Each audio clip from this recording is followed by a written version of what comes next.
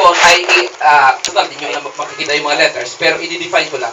Ang ibig sabihin ng Yehoshua, Hebrew word ng Joshua ay, seeing the passion of a man connected to the Lord. Yun ang ibig sabihin ng Joshua. You see the passion of a man connected to the Lord. So, ang name Joshua simply means intimacy. Ano po ang sinisignify ng pangalang Joshua? Intimacy. Bakit intimacy? Pag binuksan po ninyo, ang Bible po ninyo sa Exodus 33, from verse 7 up to verse 11, ito po nakalagay. Sabi ng Bible, and Moses entered into the tent of meeting, and he worshiped God, he talked to God. And the glory of the Lord appeared to him. Talaga nagpapakita ang kaluwalhatian ng Diyos sa kanya. After that encounter, sabi ng Bible, and Moses rose up and went out of the tent of meeting. But Joshua, the son of Nun, the assistant of Moses, pakinggan po ninyo, remained in the tent of meeting. Anong ginagawa niya sa tent of meeting? He was communing with our God. He was developing an intimate relationship with our God. Mga magulang at mga kapatid, alam niyo po kung bakit tayo po ay madalas nagdi-disobey? Because we lack intimacy with God. Dahil hindi natin kilala ang Diyos. Kaya pag may sinasabi ng Diyos sa atin, hindi naman tayo sumusunod. Tama po ba? Di ba pag may mga tao na di kilala, pag may nagsabi sa'yo, di ka sumusunod sa kanya, bakit? Hindi mo naman siya kilala.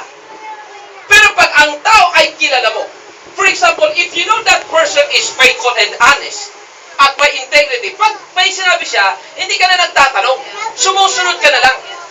So, tingnan po natin, ang ating obedience should be founded or established in our intimate relationship with God. Hindi ka magiging obedient sa Diyos unless you are intimate with Him. Now, ano ang ibig sabihin ng intimacy? Ang word na intimacy galing po sa word na intestine. Ano po ang ibig sabihin ng intestine? Literally, anong ibig sabihin ng intestine? Bituka. Laman loob. Tanong ko, pag sinabing laman loob, saan po ba yun? Sa labas o sa loob? Sa loob. Of course, kaya nga laman loob. Di ba? Hindi nakakatakot sabihin, alam mo, andyan ang laman loob mo. Hindi nakakatakot yun. Ang nakakatakot yung ang laman loob ay nasa labas. So, ang word na intimacy, from the word intestine, it means knowing what is in the inside. Kaya ang word na intimacy means knowing what is in the heart and in the mind of God. Tingnan nyo mga basketball player. Palibasa sanay na naglalaro. Magkatinginan lang sila. Alam na nila kung ano ang ibig sabihin. Kapag pumunta po kayo sa hospital, tapos may mga emergency dyan, makikita po ninyo, tapos andyan mga kamag-anak, tapos grabe po ang pasyente. Hindi sasabi ng doktor, grabe nito, mamamatay nito. Hindi. Ang nurse at saka doktor ang titinginan. At may mga code sila. SOS, SOS. So, pag hindi mo naman alam kung ano ibig sabihin noon, SOS, hindi mo naintindihan. Ibig sabihin noon, emergency na yon. Kinakailangan immediate action para doon. Tapos, ang mga nurses, pag nagkakatingin at doktor, alam na nila ang ibig sabihin. Tingnan po ninyo ang mga volleyball player. Di ba? Mahilig po ako manood ng volleyball, yung volleyball po. Tingnan po ninyo, pag nakatalikod, di ba, ang mga volleyball, nag-assign sila. Alam na nila kung anong ibig sabihin nun. Bakit? Because of their intimacy. Dahil lagi sila magkakasama. Tayo, pag nagkaganyan, anong ibig sabihin nun? Wala. Baka naano lang ang kamay, kaya ginaganong-ganon. Tingnan yung mga song leader, di ba? Gumagano sila. Tapos mayroon pa ganyan. Mayroon pa ganon. Ako, di ko naman naintindihan kung anong ibig sabihin ng ganon. Di ko naintindihan ganyan. Tapos may sasabihin pa sila mga ganon pa daw. Di ko anong ibig sabihin yan. Doon magsisimula sa una. Kaya pala ganon. Yung ganyan, ay chorus pala yun. Yung ganito, basta nagkakaintindihan sila. Pero palibasa ko, hindi naman ako member ng worship din. Hindi ko alam yung ganyan mga song leader. Hindi ko naintindihan yun. So, ganun din sa atin. If you're not intimate with God, hindi mo naiintindihan kung ano ang sinasabi ng Diyos. Pero pag may intimate relationship ka sa Diyos, naiintindihan mo kung ano ang ibig niyang sabihin. Nagkaintindihan mo ba tayo? Yes. Kaya ang ibig sabihin, the reason why Joshua became the instrument of God in leading the children of Israel into the promised land, Because Joshua obeyed the Lord based on his intimate relationship with the Father.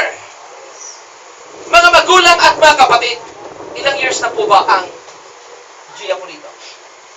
Ito church mo. 10 years? 15 years? 20 years? O bago pa namatay si Kristo? Okay, thank you very much. So, pirin po ninyo, sa tagal-tagal ng panahon, hindi na dapat ang mga kapatid alagay. Kasi marami pang dapat asikasuhin ang mga pastor.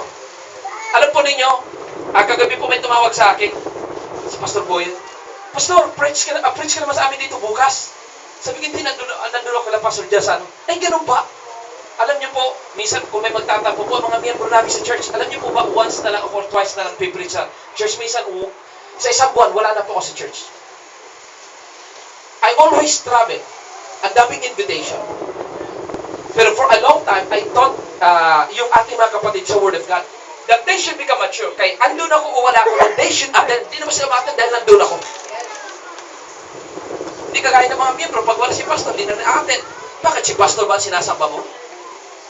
Ang kinakailangan po natin magsimula yung intimate relationship natin, mga magulat, mga kapatid, kahit magturo pa ko sa inyo dito ng 3 days, na kahit tulog na kayo, nagsasalita pa ako, and I can do that. I am born to speak. So, mga kapatid, I can teach you for 3 days. I can teach you for 1 week. But I cannot bring you to a point of intimate relationship with God unless you personally talk to God. I can only teach you. I can encourage you. I can inspire. Kagaya ng tinutulong ko po ngayon, you are inspired. Amen? Are you blessed? Yes. Meron po ba tayong natutunan? Amen. But if you will not spend time with the Lord, nothing will happen. So, ang ating obedience sa Diyos ay bunga ng ating intimate relationship with Him. Please listen to this carefully. Bakit maraming mga pastor ang nawawala sa ministry? Alam niyo po bakit? Kasi nung kabuborn again pala ng pastor, wala siyang ibang ginawa, hindi pa siya pastor, kundi magbasa ng Bible at manalangin, manambahan, manalangin. And because of his intimate relationship with God, nagkaroon siya ng burden at naramdaman niya ang calling ng Lord, hindi nagpastor siya. Nung nagpastor na, wala nang panahon na magbasa ng Bible at manalangin. Either busy ang pastor sa negosyo niya, o ang pastor ay busy sa kabibisita sa mga miyembro niya na lagi nagbabackslide, at ang mga pastor ay wala ng panahon na magbasa ng Bible at manalangin.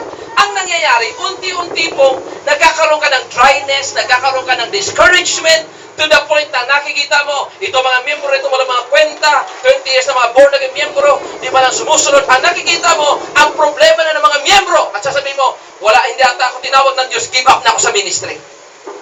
Bakit naisipan mag-give up? Kasi mga kapatid, nawala ng intimate relationship with God. Nagkaintindihan po ba tayo? That's why lagi ko pong i-encourage sa mga pastor. Ang pastor should always spend time with the Lord and develop an intimacy with God. Dahil mga magulat, mga kapatid, you cannot bring your flock to the place na hindi mo narating. Let me give you this example. Tingin po muna kay Lichonan. Ako yung literal na pastor ng mga tupa. Kung ako po ay pastor at hanggang dito lang ang narating ko, hanggang dito lang makakarating ang mga tupa ko. Tama po ba? Halimbawa, ikaw ay isang pastor ng tupa. Ang nararating mo lang ay Malabon. So hanggang Malabon lang ang mga tupa mo.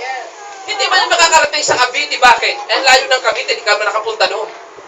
So kasi ang mga tupa, sumusunod lang sa pastor. Ngayon, if a pastor or leaders of the church, hindi lang pastor, and leaders of the church would have an intimate relationship with God, their members will be inspired. Makikita nila na despite sa trials, their pastor is obedient to the Lord, so also the members. Pero mga kapatid, huwag niyo pong iasa ang inyong spiritual life kay pastor. Nagkaintindihan po ba tayo? Bakit? Kasi tayo po, pupunta po kayo once a week lang or twice a week. Sino ang mag-aalaga ng spiritual life po ninyo? Kayo po mismo. So ang sabi po ng Bible, tingnan natin si Joshua. He remained in the tent and communed with God at na-develop ang kanyang intimate relationship with our God. Paano yun? Paano ka makakapag-develop ng intimacy with God? Para tayong si David. As the deer pants for the water, so my soul longs after thee. Please, let's learn a lesson from that. Sabi ni David, as the deer pants for the water. so my soul longs after thee. Kung paano daw na ang usa ay nauuhaw sa tubig, ganun din ang aking kaluluwa nauuhaw sa Diyos. Alam niyo po, ang mga usa, nandun sa disyerto palakad-lakad. Pag nakaramdam sila ng uhaw, in their biological need, they will be driven by their biological need na maghanap ng tubig. At doon sa mga batis na kanilang pupuntahan, ando naman nagbabantay ang mga leon at saka mga wild animals. So, alam na mga usa na pag pumunta sila sa lugar na yon, mapapanganib, manganganib ang buhay nila. Pero para po sa mga usa, manganib man ang buhay ko papunta ko doon sa batis na may mga leon at mga may wild animals, but because I am driven by my biological need, my thirst, wala akong magagawa kundi pumunta doon para uminom ng tubig. Ang ibig sabihin, ang mga usa are willing to take risk just to be able to drink water. Sa atin dapat ganun din.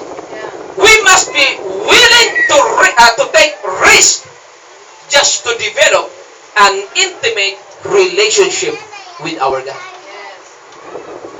Amen po ba? Amen. Alam niyo po, bago po ako na-born again, ako po ay napakapasaway sa lugar po namin. No one believed that there was still hope in my life to be changed. Elementary pa lang po ako, nakasaksak na ako. And please, don't take this word with malice. 10 years old pa ako, nang re-rape na ako ng katulong ng lola ko. 1981-82, nagnanakaw ako ng pera ng 500 pesos a day. 81-82, ang bigas sa tindahan ng lola ko noon ay mga 175. So medyo halata yung edad ko po, no? 175 or 225. Isang kaba ng bigas, mga 275 pa lang. Araw-araw ang ninanakaw ko up to 500. Sugal, Lucky 9, sabong. Adik pa ako sa sabong. Pag wala na akong kasabong, pati man ako, pinagsasabong ko na. Ang style ng sugal ko, ayaw ko yung sugal na matagal. Lucky 9, kasi mas mabilis. Pag tinatamad ako, wala ng Lucky 9, padadapay ng baraha, pataasan ng paganyan ng, pustahan, pataas-taas ng ganyan. Wala ng mga ano-ano pa. Ako po ay grabe manigarilyo. Simula umaga hanggang maghapon, mga 2 kahan ng sigarilyo na ubos ko. Bago pa ako matulog, nagnanakaw pa ako ng sigarilyo doon sa tindahan ng lola ko, nakakasigarilyo pa ako ng 8 sticks sa isang gabi. Mga 2-3 kahan ng sigarilyo na ubos ko po. Ang barangay po namin, halos gabi-gabi binabat ko yung mga sa lugar po namin. Kasi tuwan-tuwa ko na maring yung mga yero pagka tinatawang bahay ng lola ko, bahay ng mga kapitbahay namin, nagkakagulo sila. Bili po yung bata pa ako, nakasaksak na ako. Grade 6 po ako nung makasaksak. First year po, ay pinag-practice akong barilin. Barangay captain sa amin, hinamon ko nung grade 6 ako. At yung next barangay namin, first year high school ako, binantaan ko yung barangay captain sa amin. Wala nang pag-asa na ako po ay magbago. Pero April 9, 1985, 9:30 in the morning, someone shared with me the gospel. Tinanggap ko ang Lord sa buhay ko, and that was the turning point of my life. Inisip ko, ito bang pinasok ko, alam ko noon, relihiyon pa. Ito bang pinasok na relihiyon ko na charismatic? Yan ang alam ko, charismatic. Totoo ba ito? Hindi. Kasi kung ito ay hindi, I won't spend even a single minute stay in this fellowship. Tinatanong ko sarili ko, Bemboy, nasa katotohanan ka ba? At sabi ni Bemboy, sarili ko mismo ang sumagot, yes, you are in the truth. So I gave my whole life. Kasi ako po ay all or nothing. Pag isang bagay ayaw ko, ayaw ko. Pag isang bagay ginusto ko, gusto ko. Bago pa ako na-born again, addict pa ako sa panood ng sine. Ilalaban na po ako sa provincial contest ng Baguio Bandoria. Ang nanay ko, hinahanap ako, mag-start ng labanan. Ako nasa loob pa ng sinihan. So, addict pa ako manood ng sine. Pero pag na-born again ko po, that was the last time I watched a movie.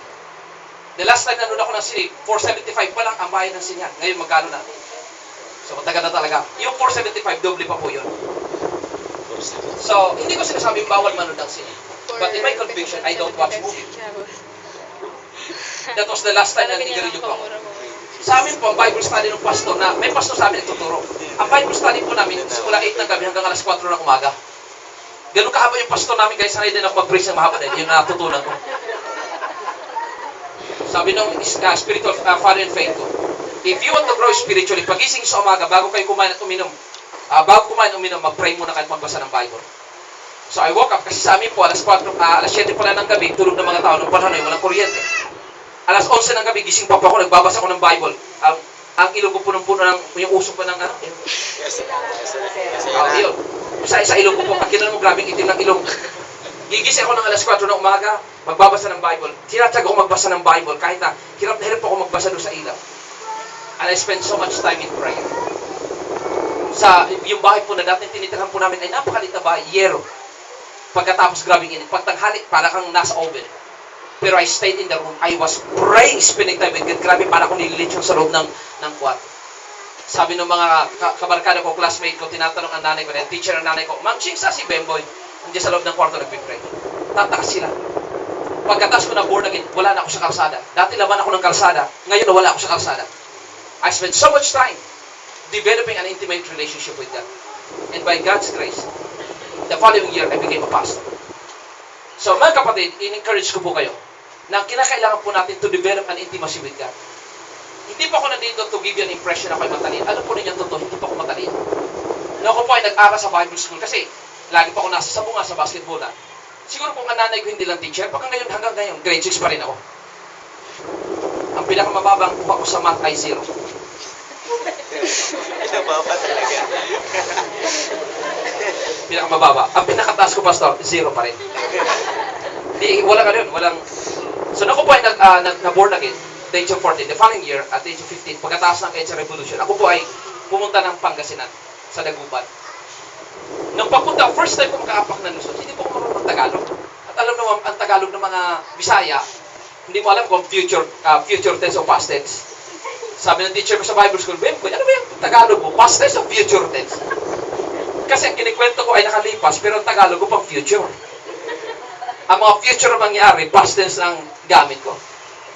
So, nalala ko po nung nasa Bible school pa ako, hindi ako marunong yung biodata. Ay, siyempre, mag-aaral ka, may biodata. Hindi ako marunong magsulat doon sa biodata na yan. So, nag-aaral ko ng Bible school, 3 months lang Bible school, ang problema namin, 42 subjects. 1 subject every hour. 42 subjects. Ay, ako po ay bago Christian. Hindi pa ako marunong, hindi ko nga alam kung ano yung mga books sa Bible. Tapos ang lakas pa ng loob ko, nagdala ko ng English na Bible, hindi ako marunong, hindi ako nakakaintindi ng English na Bible. Malakas na loob ko, pastor. Habang nagtuturo yung teacher ko sa Bible school, akala siguro naiintindihan ko yun, wala akong ginawa kundi mag-drawing yung mga bundok ko. Every time, kasi 16 subjects every 2 days. Every time I took an examination, I failed. Sa 42 subjects, isa lang po ang naipasa ko na subject. At yun po yung mga picture na, yung kinakat out, tapos dinidikit, pinapakit sa mga bata pag nagtuturo sa Sunday school. That was the only subject I passed. Eh, mga teacher ko, kung hindi Panggalatok sa Pangasinan, sa Dagupan, meron po mga Panggalatok din sa taga-Dagupan? Maroon po kayo na ng Panggalatok salita. Although Pangasinan yung tawag nila. Ang problema ng mga teacher ko, hirap mag-Tagalog. Kung hindi Panggalatok, English. Ipagtayo pa naman ng mga teacher ko, masanto siya, kabuasan si katayon amin. Sabi ko, Diyos ko na ba yun? Mandayo tayo sa'yo mabilaya, Diyos, mas wala ko naintindihan. Naintindihan niyo po yan, ay? Antes tayo mandayo sa'yo mabilaya, Diyos, mapikasi tayo sa Diyos sa katawan, si katayon mag-ityang na sa pangkakulan, wala ko naintindihan. First day namin may nag-pray, birthday. Sa Diyos sa katawan, sabi ko, amen, kasi akala ko yung katawan, yung body. Yung palang katawan sa kanang Panginoon, kaya pala paulit-ulit siya, Diyos sa katawan. Ano ba, paulit-ulit yung katawan? Hindi ko alam kung pinapapayat ang katawan. So, sa mga salita, pag nagtuturo yung mga teacher, hindi ko naintindihan. Yung teacher ko sa Bible school, bukas magkikita-kita kami. Pag napagkukwento na yung buhay ko dati, talagang natatawa sila. Kasi, ano mo, magtuturo, yung mga teacher ko magagaling mag-English. Yung isang teacher ko po ay 21 years old, 19 lang ata isa ay 28 years old. Yung 28 years old, Filipino mukha, pero American ang dila. Dahil lumaki sa Amerika. Pag pumasok yun, our topic for today is about righteousness. Diyos ko, righteousness. Kasi sa sabungan may Kristo, pero walang righteousness. So, our topic for today is about righteousness. Diyos ko, righteousness na yun. You know, righteousness means the ability to stand in the presence of God the Father without the sense of guilt and inferiority. Sabi ko, Diyos ko, yung righteousness, hindi ko naintindihan yung pang the ability to stand in so every time I took an examination, I failed. Yung director namin ng Bible School, 40 years old lang. Sabi niya, our subject for 1 week is about doctrines. Sabi ko, ano yung doctrines? Narinig ko sa saksi ni Jehovah, yung doktrina. Hindi ko naintindihan yung para i-teaching. So our topic for today is about Christology. Ang naintindihan ko Kristo, pero yung logy, di ko naintindihan yun. Hamartiology, mga angelology, bibliology, hamartiology, soteriology, eschatology, pneumatology. Diyos kang alam ko yung pneumonia, pero pneumatology, di ko na, yung pala study about the Holy Spirit. Again, every time I took an examination, I have faith. Pero bagaman lagi akong faith, hindi ako marunong mag-English, hirap ako mag-Tagalog. Nung graduation namin, pauwi na po kami. Pinag-graduate din ako kahit hindi ako pasado. Kasi every 3 months, bakasyon lang yung pastor, yung kagandahan. Alam ang buruhin nila ako sa Bible school. Ay, pinag-graduate din nila ako. I was second to the youngest. I was 15. Ang ka-classmate ko ay 14 years old. Pero napakatali ng babae ka-classmate. Bago po kami umuwi, narinig ko yung sa ka-classmate ko taga-Bisaya. Nag-pray, nag-English. Na-challenge po ako. In my mind and in my heart, Lord, gusto ko matuto mag-English. Please teach me how to speak English. So I prayed to God for 6 months, day and night. And there were times nagpa-fasting ako. Lord, please teach me how to speak English. I read my Bible kahit hindi ko naintindihan. Sige ko lang kababasa ng English Bible. And one day, I was surprised that I could understand English Bible. At nagsimula ako magsalita ng English. At gulat na gulat po ang aking mga teacher. Kung paano nangyari, na alam po nila, wala naman akong kaalam-alam.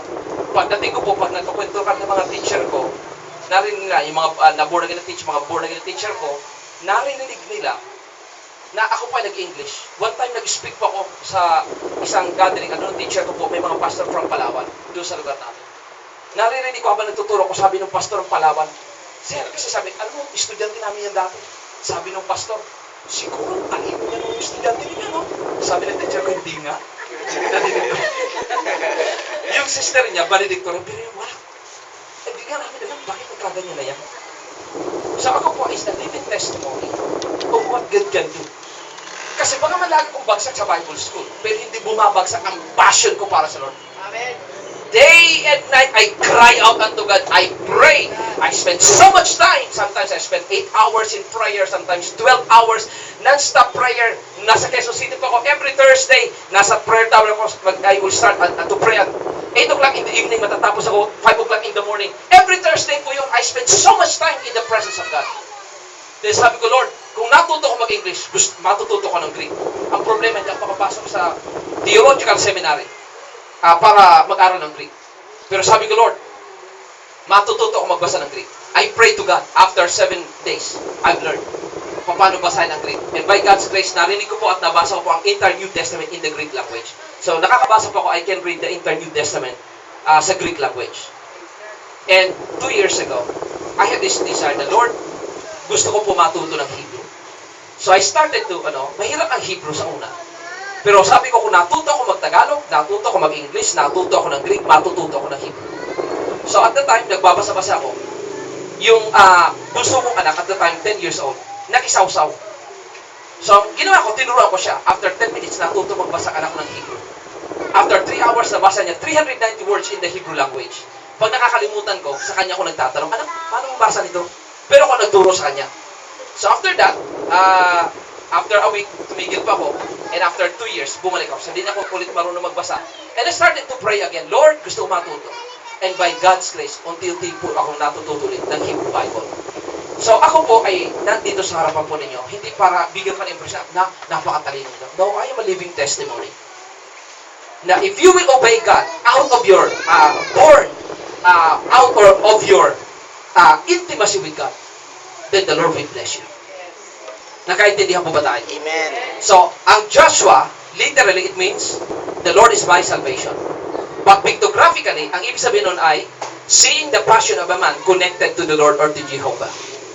Ano ang pangalan ng pangalawang tao na ginamit ng Lord kasama ni Joshua? Ang pangalan po niya ay si Caleb. Ang Caleb po ay 3 letter lang po sa Hebrew. Kaf, Lamed, and Bet. Ang word po na Caleb, literal, ibig sabihin ay dog, aso. At mamaya, ipapaliwanag ko sa inyo. Ang word po na Caleb, literally dog. Pero ang word na Caleb ay galing po sa word na Kal and Leb. Ang word na Leb, it means heart. Ang Hebrew word ng heart ay Leb. Ang ibig sabihin ay what controls inside. Ang word po na Kal ay all or everything. Kaya ang ibig sabihin ng Caleb ay all heart. Ano po ang ibig sabihin ng pangalan Caleb? On heart. Sige po, anong ibig sabihin ng Caleb? On heart. Kung babasahin po ninyo, di na lang si UFO Flash, doon sa Deuteronomy chapter kanina 36, 38, na nakalagay, and except Caleb, 36, except Caleb, sabi the son of Jephunneh, who followed the Lord wholeheartedly, buong puso, na siya ay sumunod sa Diyos. Nagkaintindihan po ba tayo? Ano nga pong ibig sabihin ng Caleb? On heart. Whole heart. Ang Levi heart, ang Can ay all. Kaya all heart Caleb. Now, bakit ang tawag literal Caleb ay dog? Because dog is a loyal pet to his master. Nagkaintindihan po ba tayo?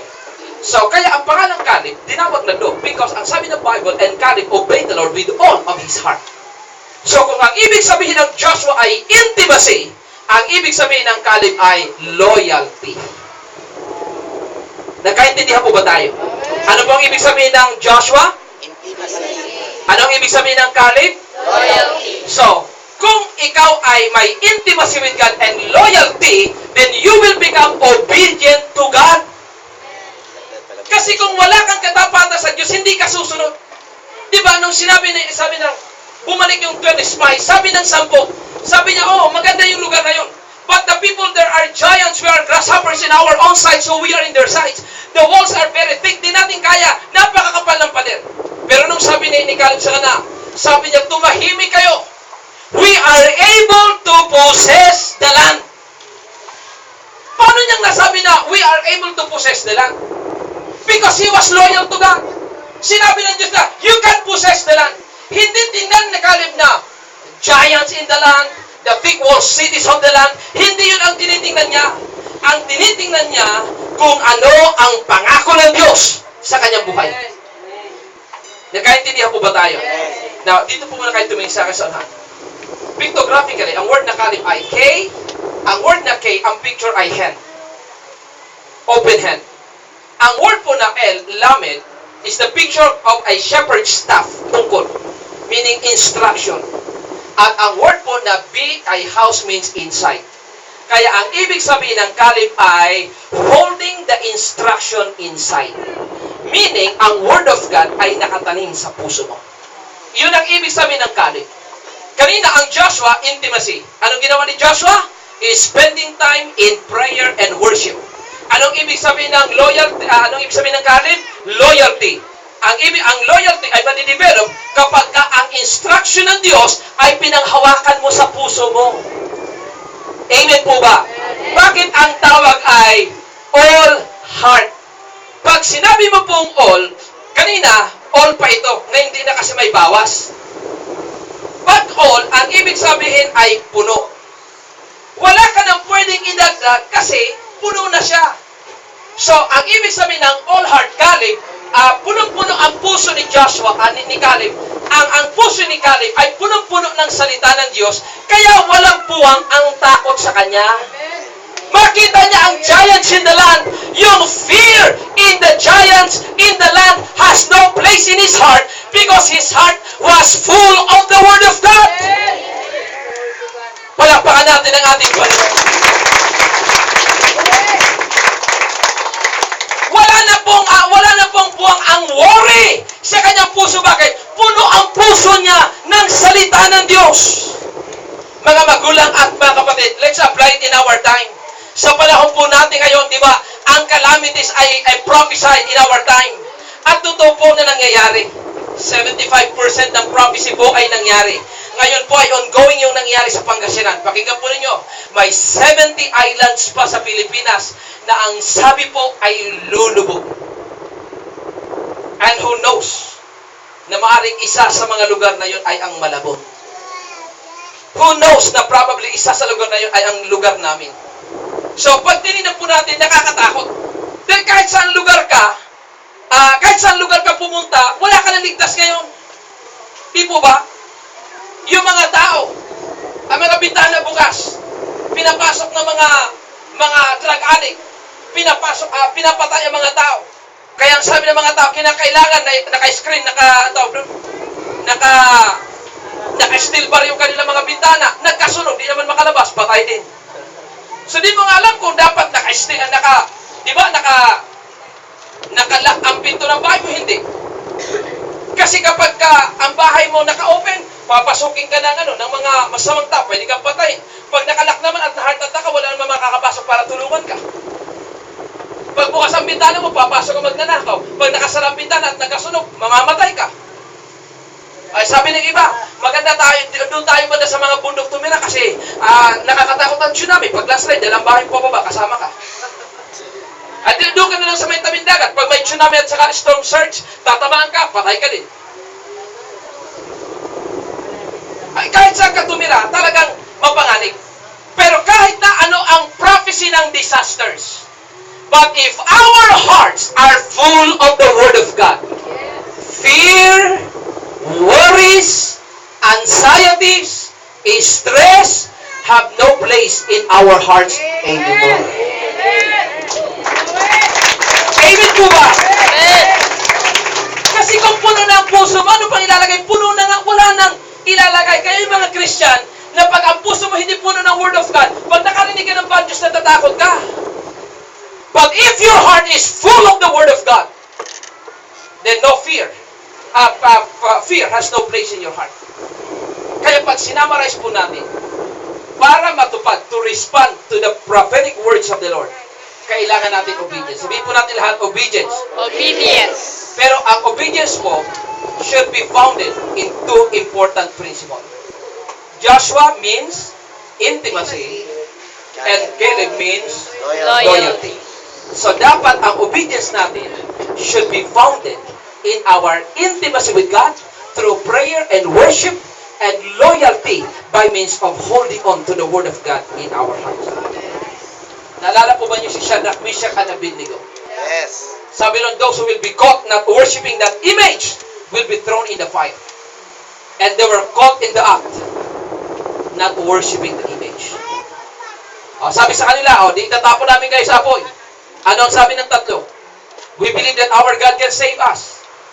Grabe yung faith. Walang puwak ang fear sa puso nila because of the Word of God. We believe that our God can save us. At ito pang kadugtong, even if our God would not save us, we will not still worship your God. Wow! What a loyalty. Nagkaintindihan po ba tayo? So, mga kapatid, ang prophecy po, or ang promise ng Diyos, ay matutupad sa buhay natin depending on how we respond. How do we respond? Simple lang. Obedience. Pero understandable, kung minsan, from the human point of view, hindi tayo makasunod sa Diyos dahil parang hindi natin naintindihan. But if you have intimacy with God, if you're intimate with God, hindi mo na kinakailangan tanungin ng Diyos at hindi na kinakailangan ipaliwanag pa ng Diyos sa'yo. Katulad ng balikan ko na yung illustration ng maaser. Ang maaser, it means producing the rich man. Tanong ko, tatanungin mo ba ang Diyos ng producing the rich man? Pag sinabi, producing the rich man, what produce a rich man? Wow, hallelujah, hallelujah, payayamanin ako ng Diyos. Kini-question mo ba ang Diyos na, Lord, talagang payayamanin mo? Paano mo payayamanin? Hindi ka nang tataw sa Diyos. Pag sinabi ng Diyos, payayamanin kita, hallelujah! Talagang nagsiselebrate ka. Pero kung iti-translate mo ang maser sa technical meaning, means tithes, bakit ako magta-tithes? Ay, alam naman ng Diyos na wala akong pera. Bakit pagdating sa responsibilidad, kini-question mo ang Diyos? Pero pagdating sa privileges, lahat inaangkin natin, Lord, iyan ang mga privileges ko galing sa'yo. Pero pagdating sa responsibilidad, di natin ginagawa. Ito mga kapatid, ang context, nag-prophesy sa bansa natin. Ang sabi doon, there will be a coming disasters. Ganito ganyan. Sinabi po yun. Para hindi mangyari ang disaster, ang sabi po doon, if the people would turn away from idolatry and forsake their wickedness, and when the church pray, when the church begin to pray and intercede, then God will withhold His judgment. Ang ibig sabihin, hindi natin tinake seriously ang warning ng Diyos. Ano ang nangyari? Ang sabi doon, pag hindi kayo nanalangin at talikuran ang pagsamba sa Diyos-Diyosan, judgment will come. Dumating ang judgment. Isa lang ibig sabihin, hindi tayo sumunod sa Diyos. Nagkaintindihan po ba tayo? Alam po ninyo, one of our pastors, let me share with this testimony before I end. One of our pastors, lagi po siya nakakaroon ng encounter, talagang supernatural encounter. Several times, nakarating siya sa langit. Kung tatanungin niyo ko ng paano siya nakarating, umattend po kayo sa teaching ng locking up of heaven and earth, maintindihan po ninyo yung ibig sabihin nun. Sometimes nakikita po niya si Aaron, si Malakay. Marami siyang mga encounter. Makita niyo yung angel, normal na lang po yun. That's why some of our young people have an encounter with the angels of God. Nagkaroon po siya ng revelation from God na lahat po ng dinaanan ng sinaulog sa Cebu, yung mga Diyos-Diyosan nila, pupunta siya doon at magpipray. At pumunta po siya doon for 6 hours. Talagang nagpipray, Lord. He was crying, Lord, please forgive this, the Cebuanos and the Filipino people for the sin of idolatry. 6 hours siya naglakad, paltos-paltos ang paan. Tapos nung sumalampak siya sa harapan ng, nakasalampak siya sa pagod niya sa harapan ng Catholic Church, ang sabi ng Lord sa kanya, Anak, declare what you want and I will do it. Ang sabi niya, Lord, my declaration, first, that worship must be given unto you and to no one else. Then, he came back to Manila. And he received another instruction na kami po ay pumunta ng Cebu. Mag-Jericho March po kami sa Cebu. So, in obedience, pwede naman tanongin, bakit pa kami pupunta? Pwede naman kami mag-pray dito. Pero ang sabi ng Diyos, pumunta kami doon. Wala po nag-shoulder ng pamasahe namin. Lahat kami nag-aeroplano, 20 plus kami. Kanya-kanya po kami pamasahe. And at the time, honestly, nagkaroon po ako ng pigsa sa kiligini. Grabe ang sakit. So, mahirap mag-travel na may pigsa. Alam niyo, pag mag-pigsa, napakasakit.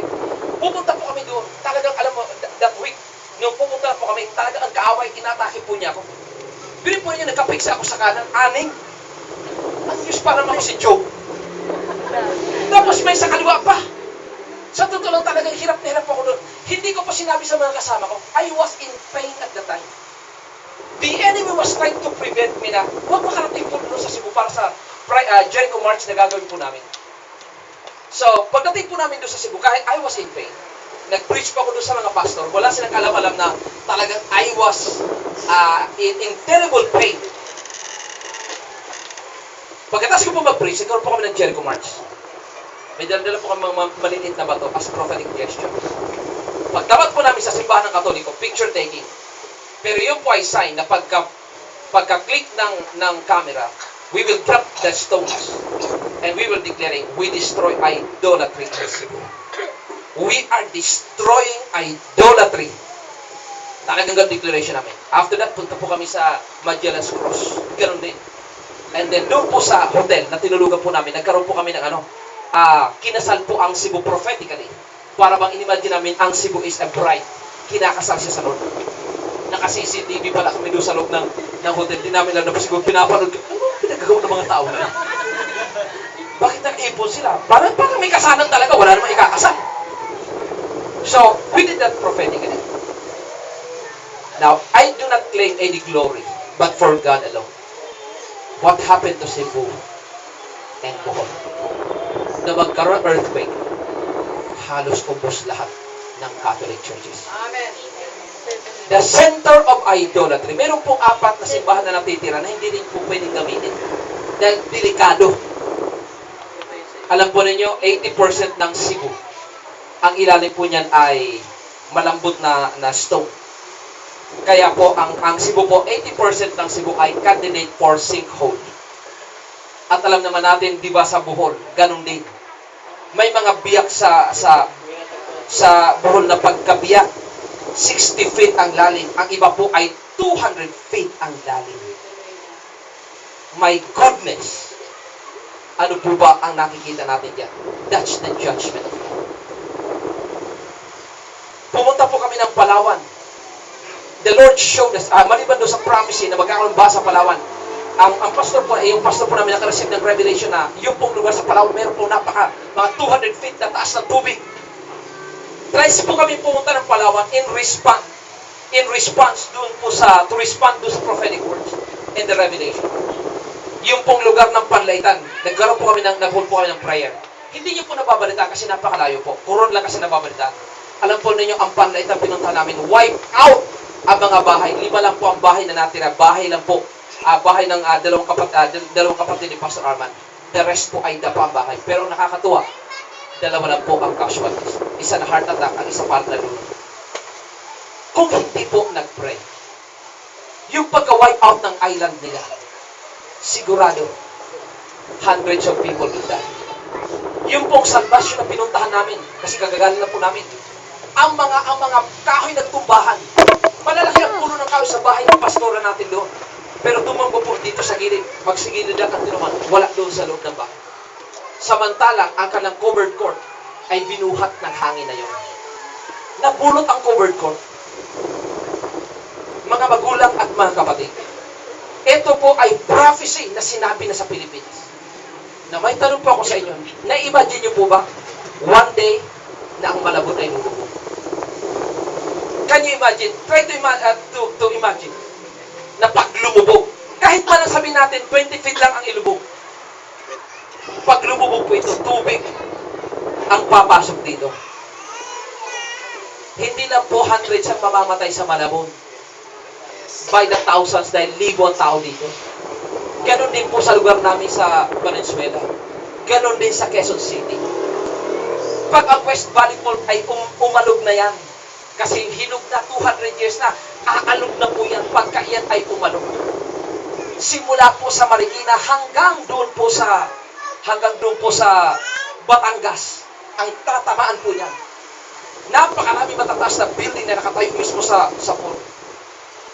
Approximately, ang sabi na, based doon sa mga tao na nandun, pagka mag-collapse, anong sabi na? It's about 750,000 ang mamamatay, up to 1 million ang mamamatay, with millions and millions of people that will be hurt.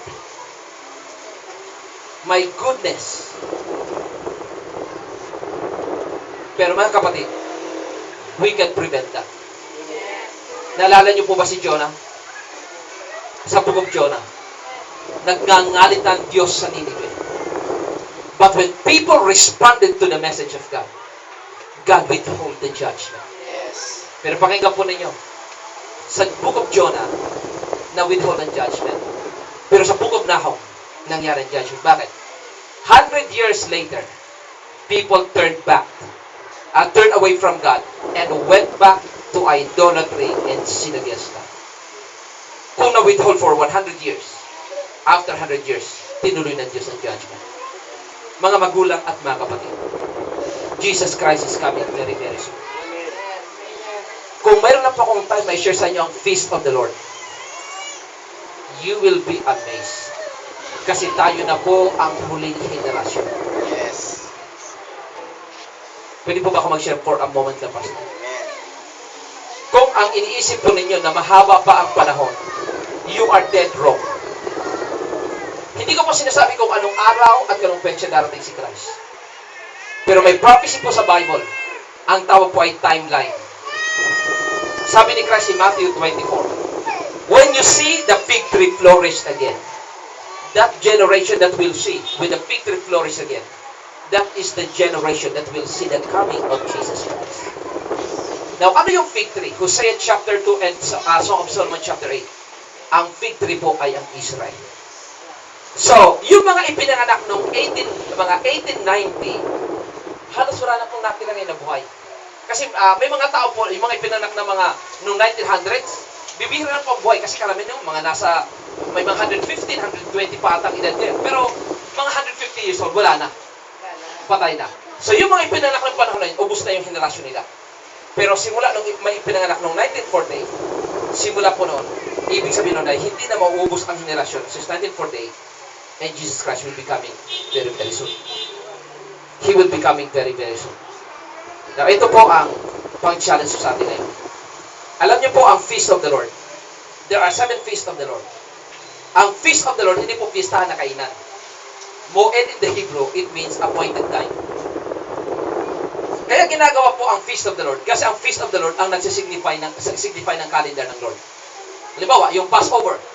Diba? Every year, ginagawa ng Passover. One day, yung Passover ay naging totoo. Alam niyo po ba na namatay si Christ exactly sa time ng Passover celebration?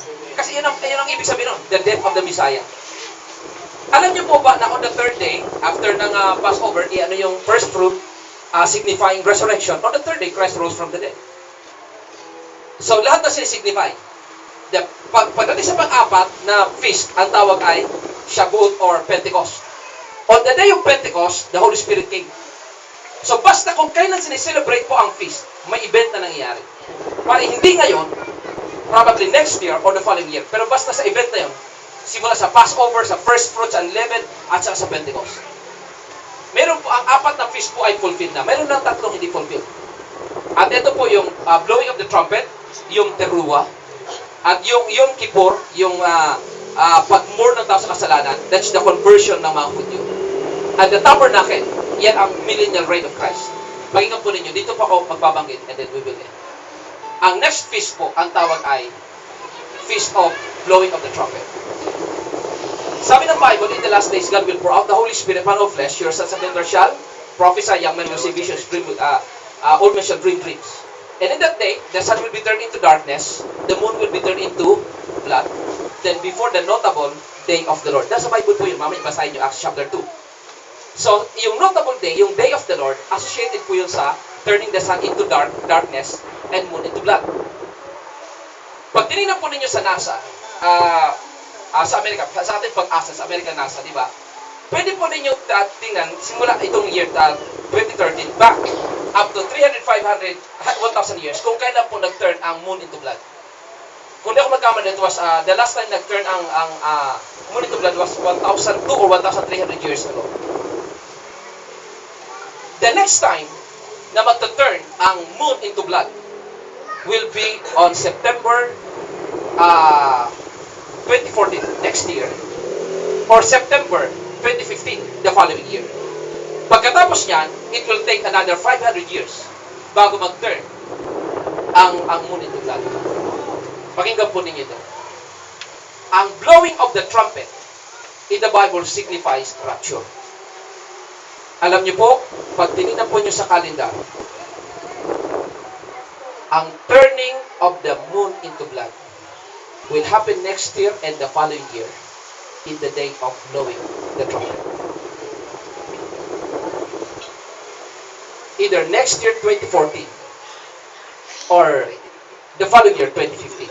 Now please, huwag niyo sabihin na, sabi ni Pastor, September ganito, hindi.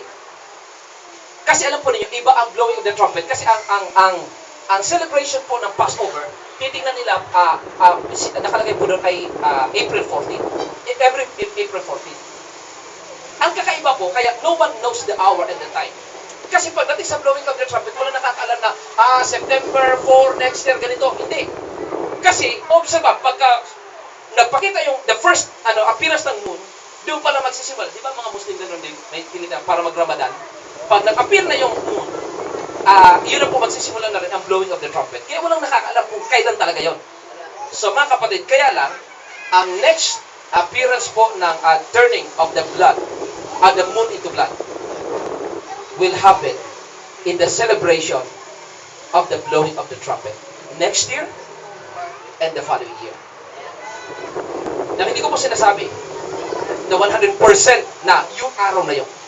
Pero ang warning lang, every event ng Feast of the Lord na shadow po ay nagkakaroon ng reality. Ang blowing of the trumpet means rapture. At sa Bible po, associated sa turning the moon into blood. So sa tingin po ninyo, sa mga signs na nakikita natin, kung ang next turning of the moon into blood will be on 500 years from now, napakalayo na nun. Kasi ang susunod po ay either 14 or 15. So mga kapatid, I encourage you, hindi pa ako guest ninyo. I am your brother in the Lord. I love you so much. It would hurt me and it would hurt so much your pastor, your spiritual father, kung one day may maiwan pa sa atin. Yes. Napakasakit. I talked to my eldest son the other night, seriously, about this sign in the Bible. Ang kinakailangan natin, ang kahilingan ko isa lang, obey God. Yan ang kabuhat sa dalawang oras na ako nagsasalita. Sa hinahaba-haba ng aking pagsasalita at pagpapaliwanag, ang buong nun ay obey. Paano kang susunod sa Diyos unconditionally without questioning God? By intimacy, through prayer and worship, and loyalty by holding on to the Word of God no matter what.